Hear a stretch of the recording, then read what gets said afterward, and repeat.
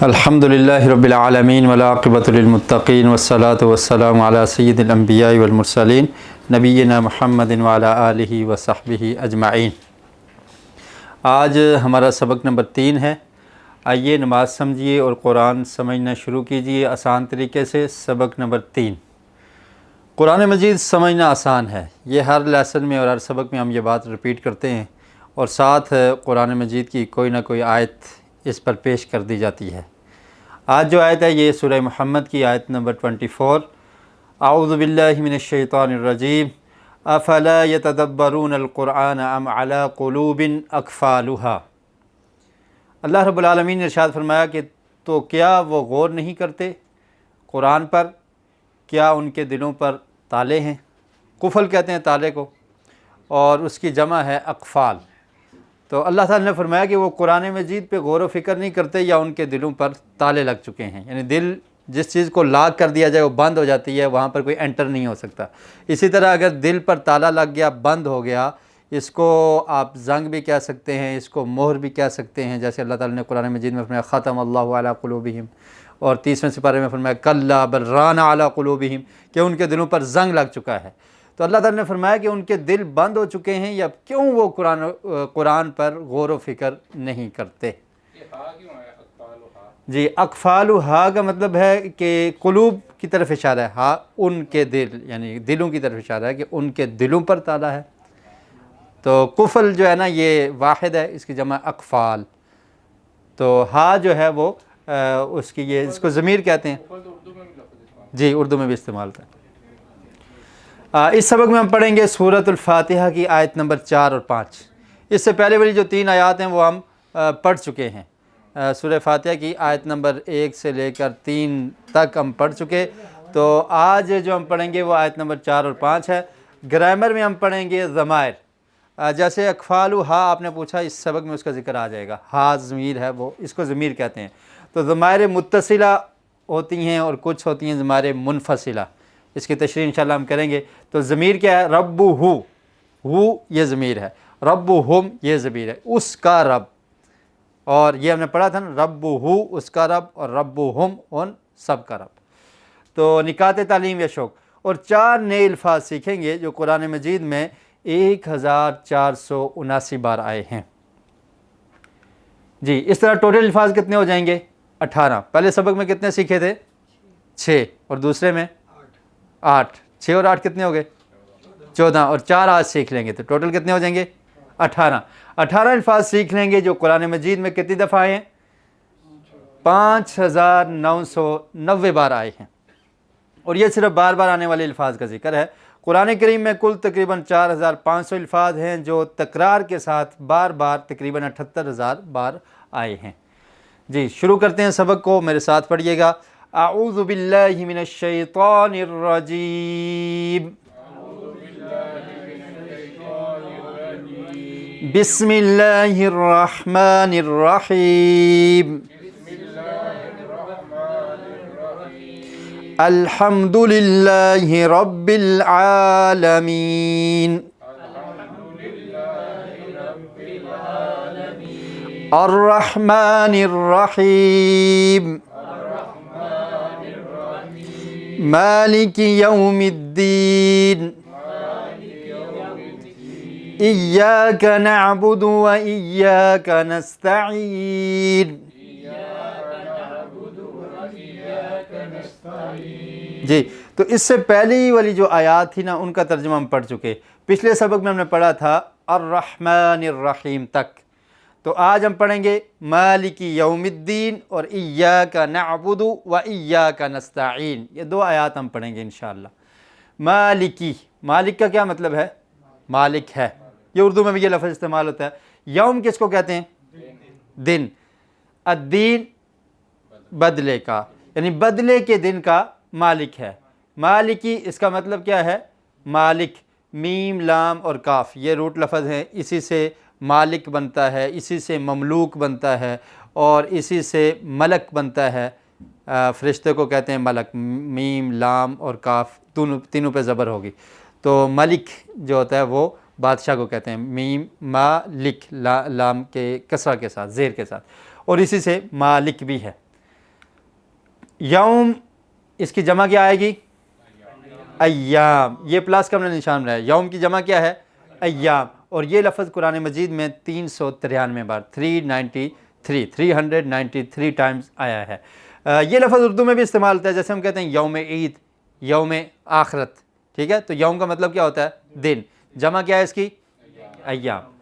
جی، تو الدین کا مطلب کیا ہے؟ بدلہ۔ عربی میں ایک محاورہ استعمال ہوتا ہے کما تدین یدان، کہ جیسا کرو گے ویسا بھرو گے، ٹھیک ہے؟ یعنی بدلہ، جیسا آپ نے کیا ایسا ہی بدلہ ملے گا۔ وہ کہتے ہیں نا کہ اگر زمین میں گندم بو گے تو گندم ہی اگے گی، ٹھیک ہے؟ یہ تو نہیں ہوگا کہ باجرہ ہو جائے گا، تو جیسا آپ کریں گے ویسا ہی ہوگا۔ تو دین کا مطلب ہوتا ہے بدلہ، اور دوسرا اس کا مطلب کیا ہے؟ زندگی کا نظام۔ یہ دونوں معنی ہیں اس کے، اور جس طرح ہم کہتے ہیں دین اسلام، اللہ رب العالمین نے قرآن مجید میں ارشاد فرمایا کہ دین اسلام ہی وَمَن يَبْتَغِ غَيْرَ الْإِسْلَامِ دِينًا، جس نے اسلام کے علاوہ کسی اور کو دین بنایا، کیا مطلب؟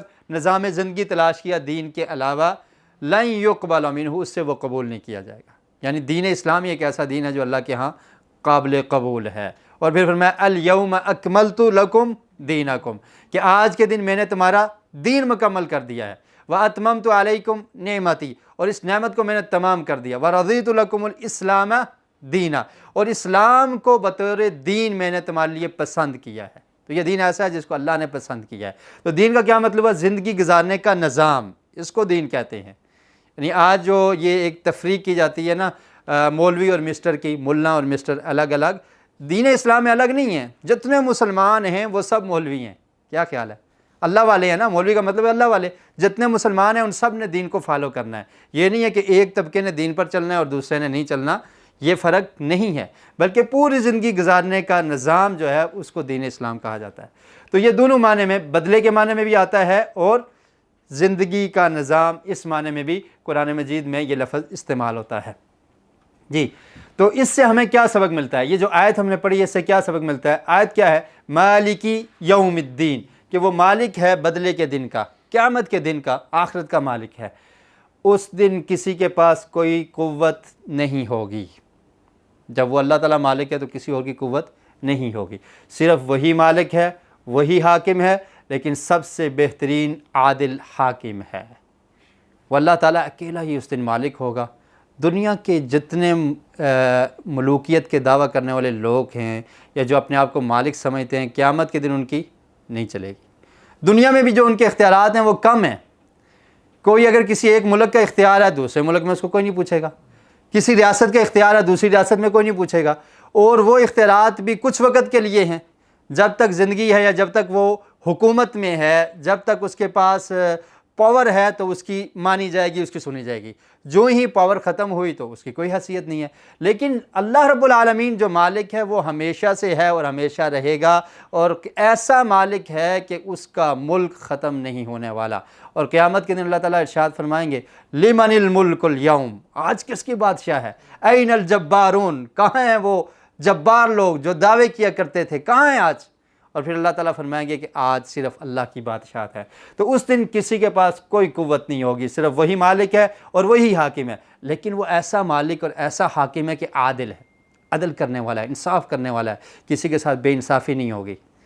عادل بادشاہ ہے اور بہترین فیصلے کرنے والا ہے۔ جی، کوئی اس وقت سفارش نہیں کر سکے گا، اللہ کے سامنے کسی کی سفارش نہیں چلے گی سوائے اس کے جس کو اللہ تعالیٰ نے اجازت دی ہو۔ آپ آیت الکرسی پڑھتے ہیں، آیت الکرسی میں ہم کیا پڑھتے ہیں؟ من ذا الذی یشفع عندہ، کون ہے جو سفارش کرے اس کے ہاں؟ الا باذنہ، مگر اس کی اجازت سے۔ سفارش کرنے کی جس کو اجازت ملے گی وہی کرے گا، اور جس کے حق میں سفارش کرنے کی اجازت ملے گی اس کے حق میں ہوگی، یعنی وہ اپنی مرضی نہیں کر سکے گا۔ نبی کریم صلی اللہ علیہ وسلم کے بارے میں مشہور حدیث ہے کہ قیامت جب قائم ہوگی، حساب شروع نہیں ہوگا، تو لوگ آ جائیں گے انبیاء علیہ السلام کے پاس، آدم علیہ السلام، نوح علیہ السلام، ابراہیم علیہ السلام، موسیٰ، عیسیٰ علیہ السلام، اور اس کے بعد نبی کریم صلی اللہ علیہ وسلم کے پاس کہ آپ اللہ تعالیٰ سے سفارش کیجئے۔ اللہ کے رسول کیا کہیں گے کہ اللہ تعالیٰ مجھے کچھ کلمات سکھائیں گے جن کو میں پڑھوں گا، اور پھر اللہ کے رسول سجدے میں گر جائیں گے۔ اللہ تعالیٰ فرمائیں گے کہ آپ سجدے سے سر کو اٹھائیں، سل تعطیٰ، اب آپ سوال کریں آپ کو دیا جائے گا، اور آپ سفارش کریں آپ کی سفارش کو قبول کیا جائے گا۔ تو پھر اللہ کا اذن ہوگا، اجازت ہوگی، تو پھر اللہ کے رسول صلی اللہ علیہ وسلم سفارش کر سکیں گے، اور پھر ان لوگوں کے بارے میں سفارش کریں گے جن کے بارے میں اللہ تعالیٰ اجازت دے گا۔ تو اس دن کسی کی کوئی سفارش نہیں چلے گی، یہ قیامت کا دن ہے جی۔ تو اس دن کی ہولناکی کو تصور میں لائیں، تو اس دن کی جو ہولناکیاں ہیں اس کو تصور میں لائیں۔ سورہ حج کی ابتدا میں اللہ تعالیٰ نے ارشاد فرمایا کہ اے لوگو، قیامت کے عذاب سے، اس دن سے ڈر جاؤ۔ ان زلزلۃ الساعۃ شیء عظیم، وہ بہت بڑی چیز ہے۔ اور پھر فرمایا کہ اس دن لوگوں کو ایسا محسوس ہوگا کہ نشے میں ہیں، لیکن وہ نشے میں نہیں ہوں گے، ولیکن عذاب اللہ شدید، اللہ کا عذاب بڑا سخت ہوگا۔ تو اس دن کی ہولناکیاں، اس دن کی افراتفری کو سمجھنے کی کوشش کیجئے۔ سورہ عبس میں اللہ تعالیٰ نے فرمایا یوم یفر المرء من اخیہ وامہ وابیہ وصاحبتہ وبنیہ لکل امرئ منہم یومئذ شأن یغنیہ، کہ وہ دن کیسا افراتفری کا عالم ہوگا کہ اس دن بھائی بھائی سے بھاگ جائے گا، ایک بھائی دوسرے کے کام نہیں آئے گا۔ دنیا میں جو دعویٰ کرتا ہے نا بھائی کہ میں تمہارے ساتھ ہوں، میں تمہاری ہیلپ کروں گا، مدد کروں گا، کوئی کام نہیں آئے گا۔ من اخیہ و امہ، اور والدہ سے بچہ بھاگ جائے گا اور والدہ اپنے بچے کو بھول جائے گی، و ابیہ، والد اپنی اولاد کو، اولاد والد کو بھول جائے گا۔ یوم یفر المرء من اخیہ و امہ و ابیہ و صاحبتہ، اور پھر کیا فرمایا، زوجین، بیوی خاوند کو، خاوند بیوی کو بھول جائے گا، اور ہر انسان اپنے ہی معاملے میں پریشان ہوگا کہ آج میں بچ جاؤں، باقی سب لگ جائیں تو کوئی بات نہیں ہے، میں بچ جاؤں۔ تو یہ اس دن کی افراتفری کا عالم ہوگا۔ اس آیت پر امید بھی ہو اور ڈر بھی ہو۔ امید کیا؟ کہ اللہ رب العالمین مالک ہے اور وہ عادل ہے، عدل کرنے والا ہے، انصاف کرنے والا ہے۔ اللہ تعالیٰ نے قرآن مجید میں ارشاد فرمایا افنجعل المسلمین کالمجرمین، عادل جو ہوتا ہے وہ انصاف کرتا ہے نا۔ کیا خیال ہے، ایک آدمی ہے جو اللہ کے احکامات پر عمل کرتا ہے، دنیا کی زندگی میں اللہ کی مان کر چلتا ہے، ایک نہیں مان کر چلتا، دونوں کو اللہ تعالیٰ برابری میں ان کو جنت دے دیں گے؟ اور اگر دیں تو یہ عدل ہے؟ ایک محنت کرنے والا ہے، ایک محنت نہیں کرتا، دونوں پاس ہو جائیں، عدل و انصاف تو نہ ہوا نا، میرٹ تو نہیں ہے۔ جب آپ کے ہاں یہ میرٹ نہیں ہے، جو آپ کے پاس جاب کرنے کے لیے آتا ہے، ٹائم پر آتا ہے، ٹائم پر چھٹی کرتا ہے، مہینے کے بعد اس کو پے ملتی ہے، جو نہیں آئے وہ کہے مجھے بھی دے دو، آپ کہیں گے نہیں یہ انصاف کے خلاف ہے، میں نہیں دیتا۔ اور وہ عادل اور وہ حاکم جو اس کی مانے جو نہ مانے دونوں برابر ہو جائیں، ایسا ممکن نہیں ہے۔ افنجعل المسلمین کالمجرمین، فرمایا کہ جو ماننے والے ہم ان کو مجرمین کی طرح کر دیں گے، ایسا نہیں ہے۔ تو اللہ تعالیٰ عدل والا ہے، انصاف والا ہے، تو ہمیں اللہ سے امید ہے کہ جو اللہ رب العالمین کے احکامات پر چلتے ہیں، اللہ تعالیٰ قیامت کے دن عدل و انصاف کا معاملہ کرتے ہوئے، اپنی رحمت اور فضل کرتے ہوئے ان کو معاف کر دے گا۔ اور پھر ڈر بھی لگتا ہے کہ اللہ تعالیٰ ہم سے نافرمانیاں ہو جاتی ہیں، گناہ ہو جاتے ہیں، اور تو ہی معاف کرنے والا ہے۔ ان دونوں چیزوں کو اپنے ذہن میں رکھنا ہے۔ اللہ تعالیٰ نے بغیر پوچھے ہمیں مسلمان بنایا، صرف اپنی رحمت سے۔ اگر ہم کسی اور کے گھر پیدا ہو جاتے ہیں، اللہ کو کوئی پوچھ سکتا ہے؟ کوئی یہودی ہوتا، کوئی عیسائی ہوتا، کوئی ہندو، کوئی پوچھ سکتا ہے؟ اللہ تعالیٰ سے ہم نے ڈیمانڈ کی کہ ہمیں مسلمان بنا، اللہ تعالیٰ نے بغیر پوچھے ہمیں مسلمان بنا دیا، صرف اپنی رحمت سے۔ تو اب ہم اس سے معافی کا اور جنت کا سوال کرتے ہیں، تو امید ہے کہ وہ ضرور قبول کرے گا۔ ایک چیز آپ کو بغیر مانگے اللہ تعالیٰ نے عطا کر دی، تو جب آپ مانگیں گے تو وہ عطا نہیں کرے گا؟ ضرور عطا کرے گا، یہ اللہ پر امید ہے۔ اور ساتھ ہی گناہوں کے انجام سے ڈر بھی ہو کہ اس دن کہیں سزا نہ مل جائے، یہ امید کہ اللہ تعالیٰ ہم نے مانگا نہیں تھا تو انہیں ہمیں اسلام دے دیا، تو اب ہمیں معاف کر دے، اور اللہ تعالیٰ ضرور معاف کر دے گا۔ اور ساتھ ڈر بھی ہو کہ جو ہم گناہ کر رہے ہیں کہیں اللہ تعالیٰ ہمیں پکڑ نہ لے، ان بطش ربک لشدید، اللہ کی پکڑ بڑی سخت ہے۔ اور پھر یہ ارادہ کریں کہ ہم نے نیک بننا ہے، اور اس کا ارادہ بھی کیا جائے۔ یہ سبق ہمیں ان آیات سے ملتا ہے۔ اس آیت سے مالکی یوم الدین، تصور، احساس اور دعا کے ساتھ پریکٹس۔ اس دن کو اپنے تصور میں لائیں کہ وہ دن کتنا سخت ہے، اس دن کس کی بادشاہت ہوگی، اس دن کس کی چلے گی، اس دن کوئی سفارش کرنے والا سفارش نہیں کر سکے گا، کسی طرح سے انسان جس کو اللہ پکڑے اس کو کوئی چھڑا نہیں سکے گا، کتنا سخت دن ہوگا۔ اس کو اپنے تصور میں لائیں، اور پھر یہ احساس بھی کریں کہ ہم نے اس کے لیے تیاری کرنی ہے، اور اس کے ساتھ دعا کہ اللہ رب العالمین ہمیں اس دن کی تیاری کرنے کی توفیق دے، نیک بننے کی توفیق دے اور جہنم کے عذاب سے ہمیں بچا کے رکھ۔ جی اگلی آیت پڑھتے ہیں، ایاک نعبد و ایاک نستعین۔ کچھ چیزیں سمجھ آ چکی ہیں اس لیے ہم تھوڑا تیزی سے چلیں گے۔ ایاک کا کیا مطلب ہے؟ تیری ہی، نعبد ہم عبادت کرتے ہیں، و ایاک اور تجھ ہی سے، نستعین ہم مدد چاہتے ہیں۔ ایاک، ایاک کا مطلب کیا ہوتا ہے؟ ایاک کا مطلب ہے ہی، اور کا مطلب تیری، یعنی تیری ہی۔ اور یہ لفظ قرآن مجید میں 24 سے زائد ٹائمز آیا ہے۔ نعبد کا مطلب کیا ہے؟ ہم عبادت کرتے ہیں، عین با دال، یہ اصل روٹ لفظ ہے، اس سے عبادت بھی نکلا ہے، اس سے عابد بھی نکلا ہے، عبادت کرنے والا، اور اسی سے ہم کیا بولتے ہیں؟ معبود، جس کی عبادت کی جاتی ہے۔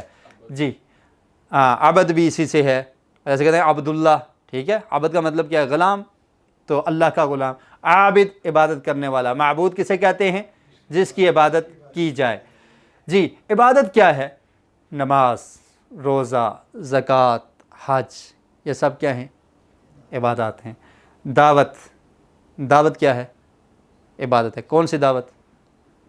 جی دین کی دعوت دینا، کھانے کی دعوت، یہ بھی عبادت میں آ جائے گا، ٹھیک ہے؟ اللہ کے رسول صلی اللہ علیہ وسلم نے فرمایا نا، جب مدینہ میں پہلی دفعہ اللہ کے رسول آئے نا، عبداللہ بن سلام رضی اللہ تعالیٰ عنہ روایت کرتے ہیں کہ اللہ کے رسول نے 3 چیزوں کا فرمایا۔ کیا فرمایا؟ اطعموا الطعام، کیا کرو؟ کھانا کھلایا کرو، دعوت کیا کرو ایک دوسرے کی۔ وصلوا الارحام، اور صلہ رحمی کیا کرو، قطع تلقی نہیں، صلہ رحمی، رشتہ داروں کو جوڑو۔ وصلوا الارحام وصلوا باللیل والناس نیام، اور رات کو نماز پڑھا کرو جب لوگ سو رہے ہوں، تو کیا ملے گا؟ تدخل الجنت بالسلام، تم جنت میں سلامتی کے ساتھ چلے جاؤ گے۔ تو یہ دعوت، کھانا کھلانا اللہ کی رضا کے لیے کسی غریب کو، مسکین کو، دوستوں کو، تو یہ بھی اگر اخلاص نیت سے اللہ کی رضا کے لیے ہو تو اس میں بھی اجر و ثواب ہے۔ اور دعوت دینا، لوگوں کو دین کی طرف بلانا، اس کا بہت اجر ہے، اور جو آپ کی وجہ سے دین پر چلے گا تو آپ کو اس کے برابر کا ثواب ملتا رہے گا۔ آپ کو میں ایک مثال دیتا ہوں، خیر میں آج آپ کے سامنے لیکچر دے رہا ہوں، ٹھیک ہے؟ مجھے کسی نے اس راستے پہ لگایا تو میں یہاں پر پہنچا ہوں، یا ویسے ہی آ گیا، کیا خیال ہے؟ اور جس انسان نے پہنچایا ہوگا وہ گھر پر بیٹھا ہے لیکن اس کو ثواب مل رہا ہے، محنت میں کر رہا ہوں، پڑھا میں رہا ہوں، لیکن وہ ثواب میں شریک ہے۔ وہ جس نے مجھے وہاں سے گھر سے لیا، مدرسے میں داخل کروایا، میں مدرسے میں گیا، میں نے قرآن پڑھا، احادیث پڑھی، دین علم سیکھا، وہ بیٹھا ہوا ہے، اس نے نہیں پڑھا لیکن پڑھا میں نے، لیکن وہ برابر کا ثواب وہ بھی لے رہا ہے۔ نبی کریم صلی اللہ علیہ وسلم نے ارشاد فرمایا کہ جو شخص کسی کی بھلائی کے کام کی رہنمائی کرتا ہے تو اس کو اس کے برابر ثواب ملتا رہتا ہے، اور کرنے والے کی بھی اجر میں کوئی کمی نہیں ہوتی۔ تو یہ دعوت ہے، لوگوں کو دین کی طرف بلانا، نصیحت کرنا۔ نصیحت کا کیا مطلب ہوتا ہے؟ کسی کی بھلائی سوچنا، یہ نصیحت ہے، اور اس کو برے کام سے بچانا کہ اس کام کو چھوڑ دو، ٹھیک ہے؟ یہ برا کام ہے۔ اگر کوئی شخص کسی برے راستے پر چلتا ہے تو ہم اس کو سمجھائیں گے، یہ کیا ہے؟ اس کو نصیحت کرنا ہے، اور یہ نصیحت ہر شخص کو کی جا سکتی ہے، حکمرانوں کو بھی، عوام کو بھی، علماء کو بھی، طلباء کو بھی، دوستوں کو بھی، بچوں کو بھی، سب کو نصیحت کی جا سکتی ہے۔ اور نصیحت کرنے کا طریقہ کیا ہے؟ امام شافعی رحمۃ اللہ علیہ کا ایک قول ہے، وہ کہتے ہیں کہ اگر تم نے کسی کو نصیحت کی سرًا، پوشیدہ، فقد نصحہ، تو تو نے اس کو نصیحت کی ہے، اور اگر تو نے اس کو نصیحت کی ہے علناً، علناً کا کیا مطلب ہے؟ علانیہ طور پر، اوے تو ایسا ہے، اس کام کو چھوڑ دے، تو ایسا کرتا ہے، یا اس کی پوسٹ لگا دی سوشل میڈیا پر کہ فلاں آدمی ایسا ہے، تو پھر کیا فرمایا کہ تو نے اس کو نصیحت نہیں کی بلکہ فضیحت کی ہے، اس کو ذلیل کر دیا ہے۔ تو نصیحت کا یہ مطلب ہے کہ نصیحت کرنے والا ہمدردی کا اظہار کرے کہ میں تیرا ہمدرد ہوں، میں تجھے بچانا چاہتا ہوں، تو بچ جا۔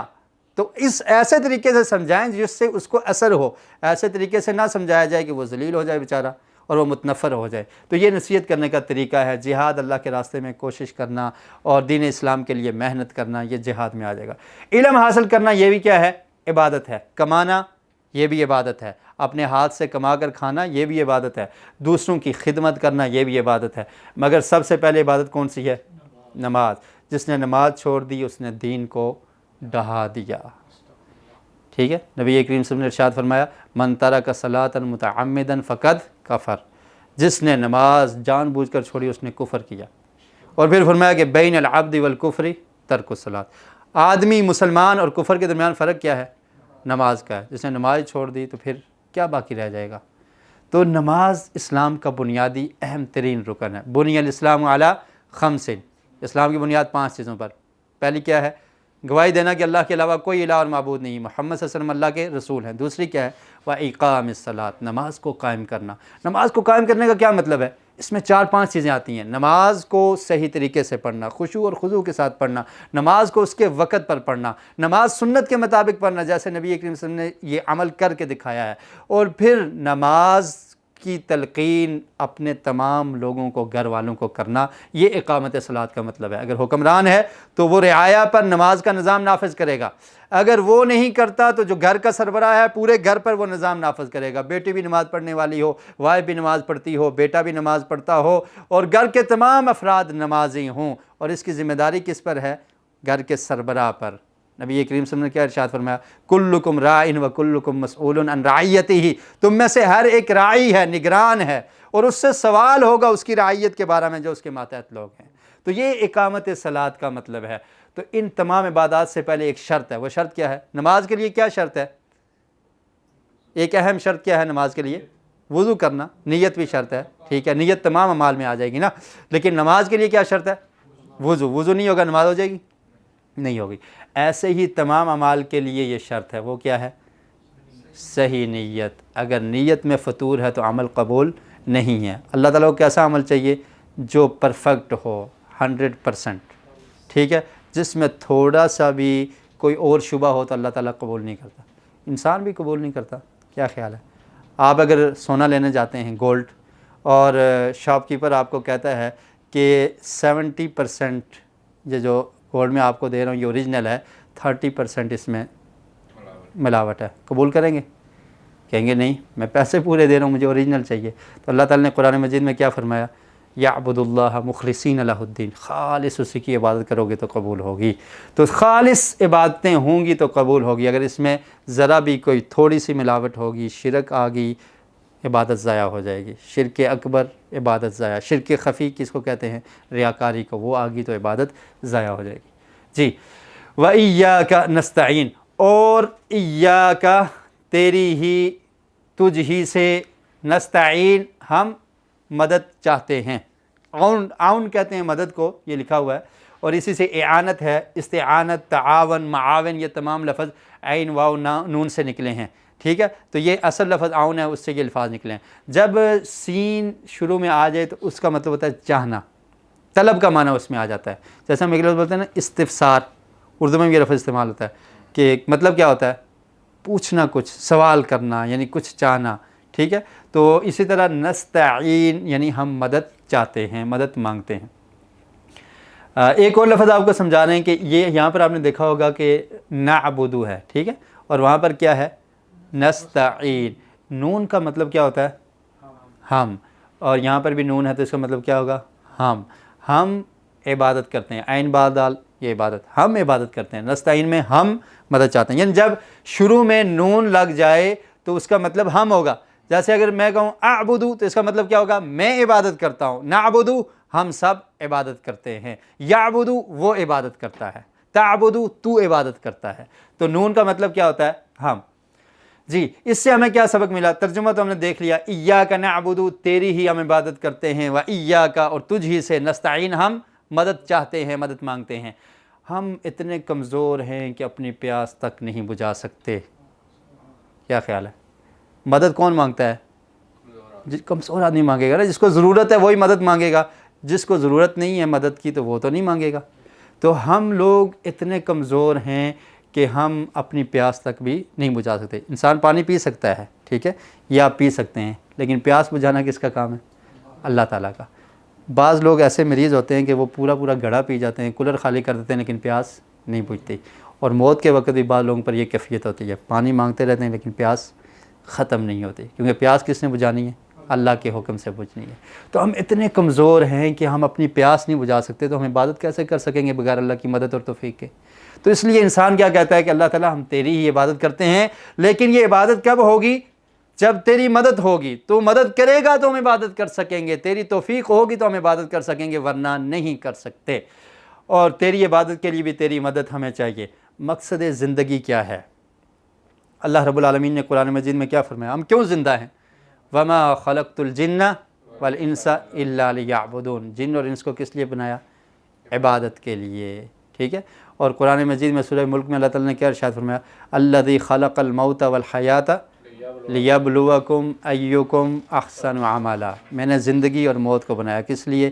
لیبلوکم، اب لفظی ترجمہ بھی اب آپ کو سمجھ آئے گا، لیبلوکم، تاکہ وہ تمہیں آزمائے، ایکم، کون ہے تم میں سے، احسن، بہت زیادہ اچھے، عملا، عمل کرنے والا، یعنی یہ پہچاننا ہے کہ اچھے عمل کرنے والا کون ہوگا۔ یہ زندگی اور موت کے درمیان کا جو وقفہ ہے، یہ اس زندگی کا مقصد ہے۔ اور یہاں پر کیا مقصد زندگی کیا ہے؟ عبادت۔ عبادت کسے کہتے ہیں؟ عبادت کا ایک جامع معنی مفہوم ہے، اور اس کی اگر آپ تعریف ہی پڑھیں گے عربی میں تو یہ کہا جاتا ہے کہ ہر وہ قول، ہر وہ عمل جس سے اللہ کی رضا کا حصول ممکن ہو تو وہ عبادت ہے، ٹھیک ہے۔ اور اردو میں آپ اس کو ایسے سمجھ لیں کہ اللہ رب العالمین کی ہر حکم کو ماننا، اور جس کام سے اللہ تعالیٰ نے منع کیا ہے اس سے رک جانا، رضا اور رغبت کے ساتھ، اس کو عبادت کہتے ہیں۔ اللہ کے احکامات کو ماننا رضا اور رغبت کے ساتھ، اس کو کیا کہتے ہیں؟ عبادت کہتے ہیں۔ اور اس میں تمام زندگی، انسان جب بالغ ہوتا ہے اس وقت سے لے کر مرنے تک جتنے بھی اعمال کرنے ہیں وہ اللہ کے حکم کے تحت، اور جن کاموں سے اللہ نے روکا ہے ان سے انسان نے رک جانا ہے، اللہ کی اطاعت اور اللہ کے رسول کی اطاعت، اس میں زندگی گزارے گا تو یہ عبادت بن جائے گی، ٹھیک ہے۔ اس میں آپ نماز پڑھیں گے وہ بھی عبادت ہے، صرف نماز، روزہ، حج اور زکوٰۃ یہ عبادت کی اقسام ہیں، لیکن یہ پوری عبادت نہیں ہے۔ عبادات میں پوری زندگی اللہ کے احکامات کے مطابق گزارنا یہ عبادت ہے۔ اس میں پڑوسیوں کے جو حقوق ہیں اس کا بھی خیال کرنا ہے، مزدوروں کا بھی خیال کرنا ہے، مساکین فقراء کا بھی خیال کرنا ہے، اور آپ نے اپنی بیوی کے ساتھ کیسے تعلقات رکھنے ہیں، بیوی نے خاوند کے ساتھ کیسے رکھنے ہیں، بچوں کا رویہ والدین کے ساتھ کیسا ہونا چاہیے، والدین نے بچوں کے ساتھ کیسے عدل و انصاف کا نظام قائم رکھنا ہے، یہ تمام کے تمام امور، معاشی معاملات، معیشت، معاشرت، سیاست، یہ سب کا سب، یعنی زندگی گزارنے کا پورا نظام اللہ کے بتائے ہوئے طریقے کے مطابق گزاریں گے تو یہ عبادت ہے، اور یہ عبادت کا مقصد ہے، اور اس مقصد کے لیے اللہ تعالیٰ نے انسان کو پیدا کیا ہے۔ قرآن مجید میں سورہ بقرہ کی آیت نمبر 177 اللہ تعالیٰ نے اس چیز کا ذکر کیا، لیس البر ان تولوا وجوہکم قبل المشرق والمغرب، کیا نیکی یہ نہیں ہے کہ تم چہروں کو مشرق یا مغرب کی طرف کر دو؟ مقصد یہ تھا نا، وہ یہودیوں نے یہ کہا کہ کل کو مسلمان بیت المقدس کی طرف منہ کر کے نماز پڑھتے تھے، اب کدھر کرتے ہیں؟ بیت اللہ کی طرف کرتے ہیں، یہ چینجنگ کیوں ہے اور کیسے ہے؟ خیر اللہ تعالیٰ نے اس کے جوابات دیے، اور اس کے بعد کیا فرمایا کہ یہ نیکی یہ نہیں ہے کہ منہ مشرق کی طرف کیا جائے یا مغرب کی طرف کیا جائے، بلکہ نیکی کیا ہے، دین کیا ہے، عبادت کیا ہے؟ وَلَكِنَّ الْبِرَّ مَنْ آمَنَ بِاللَّهِ وَالْيَوْمِ الْآخِرِ وَالْمَلَائِكَةِ وَالْكِتَابِ وَالنَّبِيِّينَ، کہ نیکی یہ ہے کہ تم ایمان لاؤ اللہ پر، آخرت کے دن پر، والملائکتی اور فرشتوں پر، والکتاب والنبیین اور کتابوں پر، اور انبیاء علیہم السلام پر، یہ نیکی ہے، یہ دین ہے، یہ عبادت ہے۔ اور صرف یہاں پر نہیں بلکہ آگے کیا بیان کیا، وَآتَ الْمَالَ عَلَى حُبِّهِ ذَوِي الْقُرْبَى وَالْيَتَامَى وَالْمَسَاكِينَ وَابْنَ السَّبِيلِ، اور مال اپنا دو حقداروں کو، ذوی القربہ قریبی رشتہ داروں کو، یتیموں کو، مساکین کو، مسافروں کو، والسائلین وفی الرقاب، اور سوال کرنے والوں کو، گردنوں کو آزاد کرانے میں، وَأَقَامَ الصَّلَاةَ، اور نماز کو قائم کرنا، وَآتَ الزَّکَاةَ، اور زکوٰۃ عطا کرنا، وَالْمُوفُونَ بِعَہْدِهِمْ إِذَا عَاهَدُوا، اور جب تم وعدہ کرو وعدے کی پاسداری کرنا۔ مسلمان وعدے کے پابند نہیں ہے، مسلمان خیانت کرنے والا، مسلمان چوری کرنے والا، مسلمان ڈکیتی کرنے والا، اور مسلمان مسجد میں بھی جانے والا، نماز بھی پڑھنے والا، یہ کیسی عبادت ہے؟ یہ دو نمبری ہے، ٹھیک ہے۔ یک رنگ ہو جا، یعنی پورے کے پورا جو سٹرکچر ہے انسان کی لائف کا یا اس کی زندگی ہے وہ دین اسلام کے مطابق ہو۔ وَالْمُوفُونَ بِعَهْدِهِمْ إِذَا عَاهَدُوا وَالصَّابِرِينَ فِي الْبَأْسَاءِ وَالضَّرَّاءِ وَحِينَ الْبَأْسِ، اور صبر کرنے والے مشکل میں، تنگ دستی میں، اور پھر کیا فرمایا، اور جنگ کے وقت، اولئک الذین صدقوا واولئک هم المتقون، کہ یہی وہ لوگ ہیں جو سچے ہیں اور یہی اصل میں اللہ سے ڈرنے والے ہیں۔ تو پوری زندگی کا نظام دین اسلام کے مطابق گزارنا یہ عبادت ہے، اور یہ انسان کی زندگی کا مقصد ہے۔ تو ایسی عبادت کے لیے جو تجھے پسند آ جائے. تو ہم اللہ تعالیٰ سے دعا کرتے ہیں کہ اللہ تعالیٰ ہمیں ایسی عبادت کی توفیق دے جو تجھے پسند آ جائے. تو تصور، احساس اور دعا کے ساتھ اس کی پریکٹس کیجئے. احساس کے بارے میں چلو کچھ وضاحت کر دیتے ہیں. تصور یہ ہے کہ اللہ تعالیٰ ہم تیری ہی عبادت کرتے ہیں اور تیری توفیق کے بغیر ہم عبادت نہیں کر سکتے. اور عبادت کی یہ تمام اقسام اور تمام چیزیں ان کو اپنے ذہن میں رکھنا ہے. اور احساس اس چیز کا کہ اللہ کے علاوہ کوئی عبادت کے لائق نہیں ہے، اللہ کے علاوہ کوئی مدد بھی نہیں کر سکتا. اور احساس ایک ایسی چیز ہے کہ اگر احساس ختم ہو جائے تو معاشرہ کیا ہوتا ہے؟ مردہ ہو جاتا ہے. اشفاق احمد کا ایک قول ہے، وہ کہتے ہیں کہ کسی کے مرنے پر فاتحہ نہ پڑھو بلکہ مگر احساس کے مر جانے پر فاتحہ پڑھا کرو. کیونکہ اگر انسان مر جائے تو اس پر صبر آ جاتا ہے، لیکن اگر احساس مر جائے تو معاشرہ مر جاتا ہے. احساس مر جائے تو معاشرہ مر جاتا ہے. احساس کیا چیز ہے؟ احساس یہ ہے، احساس ایک ایسی زبان ہے کہ جس کو نابینا شخص بھی دیکھ سکتا ہے، جس کو بہرا شخص بھی سن سکتا ہے، جس کو گنگا شخص بھی بول سکتا ہے. اور اگر یہ احساس پیدا ہو جائے تو پھر اپنے بھی پرائے بھی اپنے بن جاتے ہیں. اور اگر احساس مر جائے تو اپنے جو رشتے ہیں ان کا خون بھی سفید ہو جاتا ہے، اپنے بھی اپنے نہیں رہتے. اور یہ احساس معاشرے کی جڑ ہے اور اسلام میں اس کی بڑی اہمیت ہے. آپ دیکھیے صحابہ کرام جب مدینہ میں آئے تو یہی احساس تھا. اس احساس کی وجہ سے کیا ہوا؟ اخوت قائم ہوئی. اور اسی احساس کی خاطر انصار کو مہاجرین نے کیا کہا؟ انصار نے کیا کہا کہ ہمارے پاس 2 باغ ہیں، تم میرے باغ میں شریک ہو جاؤ. ٹھیک ہے، میرے پاس 2 بیویاں ہیں، ایک کو میں طلاق دیتا ہوں، تم نکاح کر لو. میری پراپرٹی ہے، اس کو ہم تقسیم کر لیتے ہیں کیونکہ تمہارے پاس نہیں ہے اور میرے پاس ہے. اس چیز کا نام کیا ہے؟ احساس، دوسرے کا احساس کرنا. ایسے ہی رشتوں میں بھی یہ چلتا ہے. عموماً ہمارے ہاں یہ لفظ بولا جاتا ہے کہ مجھے تیری تکلیف کا بڑا احساس ہے. کیا خیال ہے؟ لیکن یہ لفظ اگر صرف زبان سے بولا جائے گا تو یہ کھوکھلا ہے، اس کی کوئی حیثیت نہیں ہے. تکلیف کے احساس کا کیا مطلب ہے؟ احساس کب ہوگا؟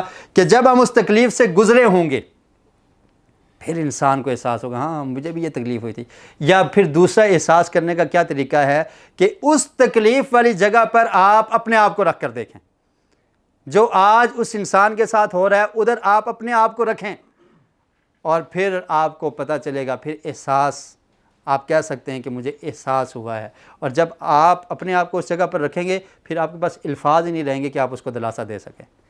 کہ یہ ہوگا کہ یار یہ انسان کے ضمیر سے احساس ختم ہو چکا ہے. انسان اپنے لیے نہیں سوچتا. اللہ رب العالمین نے قرآن مجید میں ارشاد فرمایا کہ تم کیا سمجھتے ہو، انما خلقناکم عبثا، ہم نے تمہیں ویسے ہی رائیگاں بنایا ہے، وانکم الینا لا ترجعون، تم نے ہماری طرف نہیں لوٹ کر آنا.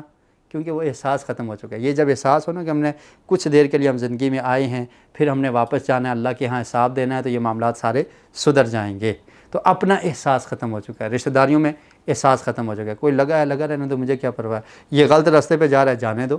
یہ کسی اور راستے پہ چل رہا ہے، چلنے دو. مجھے کیا پرواہ ہے.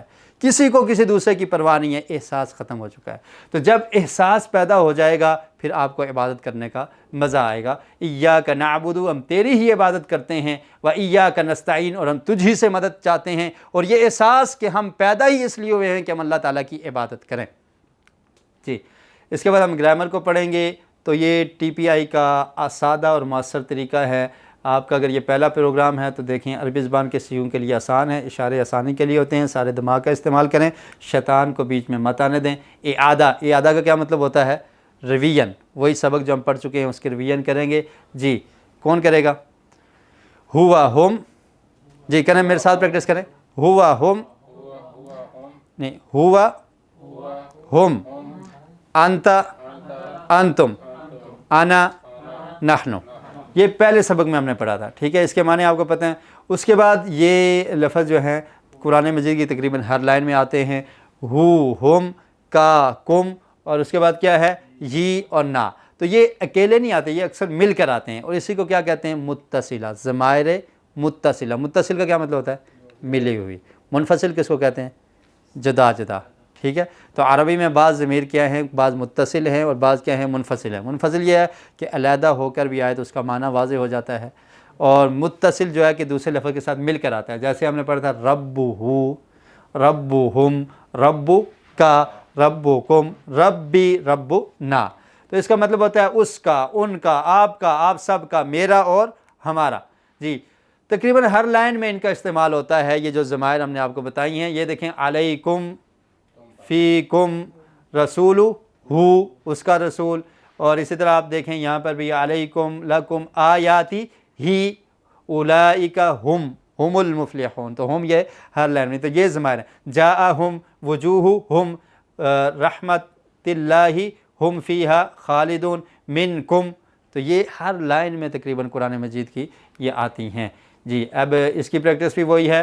ربہ، ربہم، ربک، ربکم، ربی، ربنا. ٹھیک ہے، یہ معنی آسان ہے. ٹھیک ہے، اس کے بعد اسی طرح اس کی پریکٹس کریں گے. دینہ، دینہم، دینک، دینکم، دینی، دیننا. اور کتاب کے ساتھ بھی ایسے ہی پریکٹس کریں گے.